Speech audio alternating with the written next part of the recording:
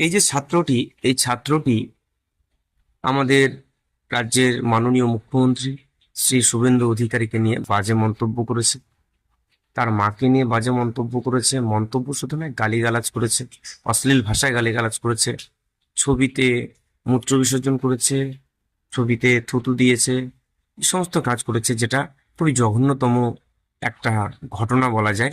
এবং এই আচরণটাকে কখনোই আমরা গ্রহণ করতে পারি না, এই আচরণটাকে অপরাধী বলা চলে।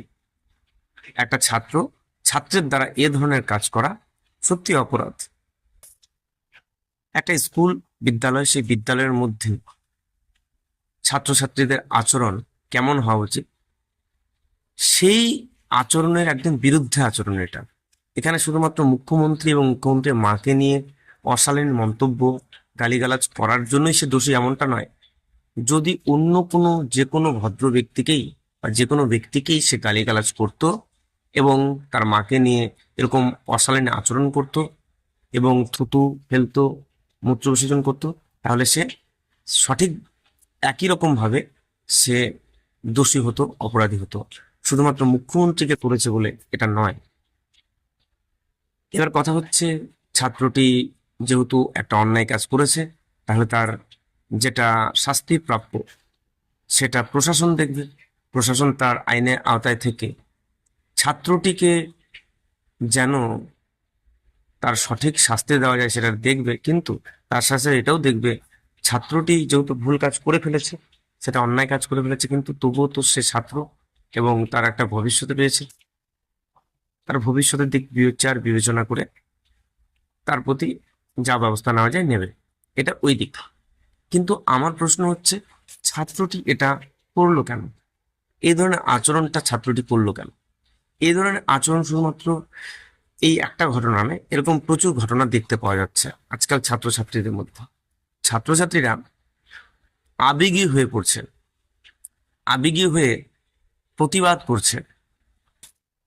ছাত্রছাত্রী মধ্যে এই ধরনের একটা আচরণ আবেগী হওয়ার ফলে দেখা দিচ্ছে। এর কথা হচ্ছে, কেন এই আবেগ এবং কেন এতটা ঘৃণা,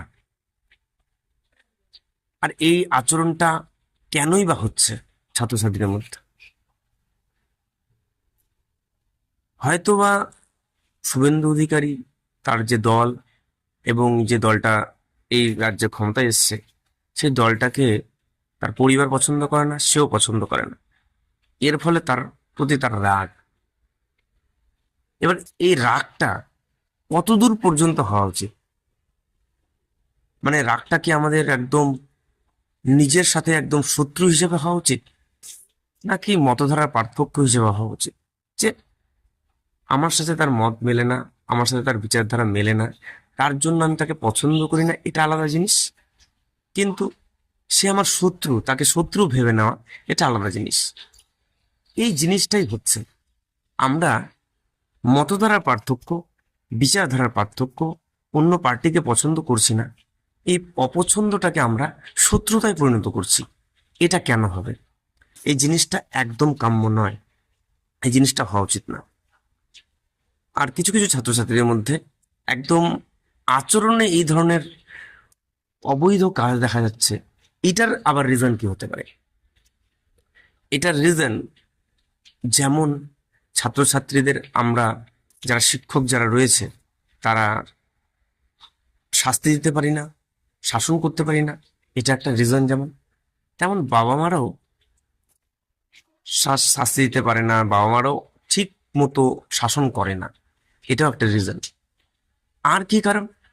আরেকটা কারণ যেটা হচ্ছে অবৈধ অনুপ্রবেশ। অবৈধ অনুপ্রবেশ কথাটাকে ভালো মতো এখানে লক্ষ্য রাখবেন। অবৈধ অনুপ্রবেশ কেন বললাম?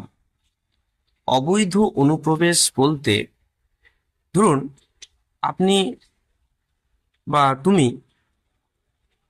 কোন স্কুলের ছাত্র নও, কোন একটা স্কুল আছে সেই স্কুলের ছাত্র নও, সেই স্কুলের ক্লাসরুমে গিয়ে প্রতিদিন ক্লাস করার তোমার পক্ষে বৈধ না অবৈধ? সেটা অবশ্যই তোমার পক্ষে অবৈধ, কারণ তুমি যেহেতু সেই স্কুলে পড়ো না, তাই তুমি সেই স্কুলে ক্লাস করতে পারো না, অর্থাৎ তোমার সেখানে বসার, সেখানে ক্লাস করার যোগ্যতা তোমার নেই। আরেকটা বিষয়, যেটাকে বলে বৃদ্ধি ও বিকাশ, এই যে বিষয়টা, বিকাশ কি জিনিস? বয়স অনুযায়ী বৃদ্ধি। বয়স অনুযায়ী বৃদ্ধি কেমন বৃদ্ধি? মানসিক দক্ষতা বৃদ্ধি এবং শারীরিক দক্ষতা বৃদ্ধি, এটাকে বিকাশ বলা হয়। এবার এই বিকাশটা যদি সঠিক না হয় তাহলে মুশকিল। বর্তমানে এই বিকাশটাকে না একদম কলুষিত করা হচ্ছে।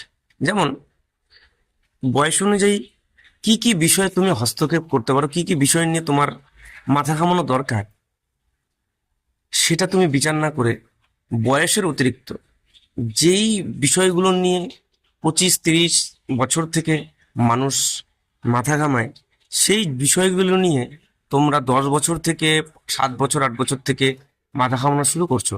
তার মানে বয়সের অতিরিক্ত মানসিক চাপ তুমি মাথার মধ্যে নিচ্ছ, বয়সের অতিরিক্ত মানসিক বৃদ্ধি তুমি তোমার মধ্যে ঘটাচ্ছ, অর্থাৎ মাথা ঘামাচ্ছ। সেটা কিন্তু বয়স অনুযায়ী নেবে না। বয়স অনুযায়ী আমাদের মাথা বা মস্তিষ্ক সেটার লোড সহ্য করতে পারবে না। এর ফলে যখনই যে যে বিষয়গুলো তোমার নিজের মতো বলে মনে হবে না, তখন সেই সেই বিষয়গুলোর প্রতি তুমি বিরোধিতা করবে, এবং বিরোধিতা করে সেগুলো প্রতি এমন আচরণ করবে যে আচরণগুলো তোমার করা উচিত না।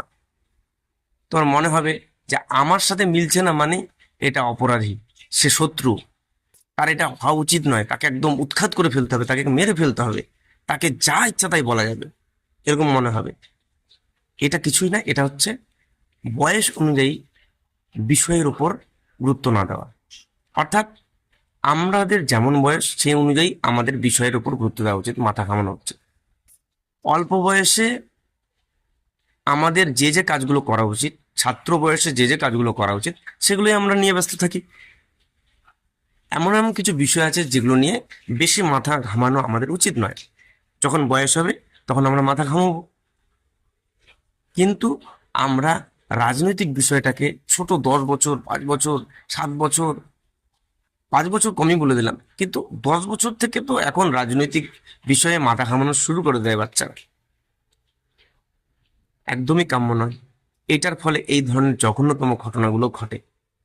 তাই আমাদের যারা বাচ্চারা রয়েছে, সে বাচ্চাগুলোকে কিছু কিছু বিষয়, রাজনীতি বলো, এই বিষয়গুলো যেগুলো বাচ্চাদের না ঘাটা দরকার, বাচ্চাদের না মাথা ঘামানো দরকার, তাহলে তার বাচ্চার মানসিক যে বিকাশটা, সেই বিকাশটা সঠিকভাবে হয় না, সে পরিপূর্ণ মানুষ হতে পারে না, তার মধ্যে অস্থিরতা দেখা দেয়, তার মধ্যে মানসিক বিকৃতি দেখা দেয়।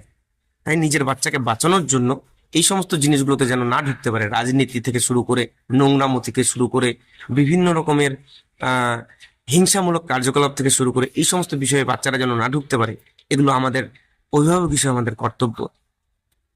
এটা আমাদের দায়িত্ব এবং কর্তব্য। বাচ্চাটাকে আজকে, যে ছেলেটা আজকে এই কাজটা করেছে, তাকে আমরা দোষারোপ করতে পারি, অপরাধী বলতে পারি, কিন্তু এর দায় কিন্তু আমাদের অভিভাবকদেরও, এর দায় কিন্তু আমাদের, এর দায় শুধুমাত্র ওর নিজের নয়। তাই সময় থাকতে আমাদেরকে নিজেদেরকে আমাদের দায়িত্বটাকে নিয়ে গ্রহণ করতে হবে। তোমাদের এই বিষয়ে আমার মতটার সাথে তোমরা সমর্থন নাও করতে পারো আমার মতটাকে, বা আমার মতের পক্ষে যেতে পারো, বিপক্ষেও যেতে পারো, হতে পারে। কিন্তু আমি যে দৃষ্টিভঙ্গিটা রাখলাম, সেই দৃষ্টিভঙ্গিটা কিন্তু নিরর্থক ফেলে দেওয়ার নয়, এটার গুরুত্ব রয়েছে, এটা আমি মনে করি। যাই হোক, যাদের ভিডিওটা ভালো লাগবে তারা অবশ্যই অবশ্যই যে সমস্ত জিনিস ভিডিও দেখে বা ভিডিওতে কিছু ভালো কাজ হতে পারে, সে সমস্ত ভিডিওকে অবশ্যই সকলের সাথে শেয়ার করার চেষ্টা করবে। আমার ভিডিও বলে নয়, যেই যেই ভিডিওগুলো সমাজকে ভালো করার ক্ষেত্রে কাজে লাগবে, সেই সমস্ত ভিডিওগুলোকে শেয়ার করার চেষ্টা করবে।